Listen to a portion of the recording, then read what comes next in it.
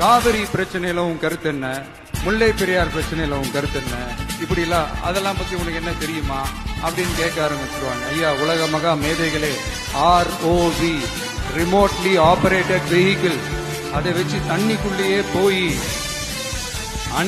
அணைகளோட உறுதித்தன்மையை ஆராய்ச்சி பாக்குற வரைக்கும் நான் எல்லாம் தெரிஞ்சுதான் வச்சிருக்கேன். ஒருத்தன் சைலண்டா இருக்கான், அமைதியா இருக்கான்னா உடனே அவனுக்கு எதுவுமே தெரியாதுன்னு நினைச்சிடாதீங்க. சும்மா கருத்து சொல்லிக்கிட்டு கம்பு சுத்திக்கிட்டு இருந்தா எல்லாமே நடந்துருமா?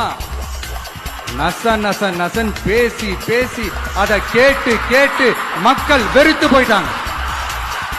உருப்படியா ஏதாவது யோசிங்கயான்னு மக்கள் நினைக்கிறத யாருக்கு தெரியுதோ தெரியலையோ, எனக்கு அது நல்லாவே தெரியுது.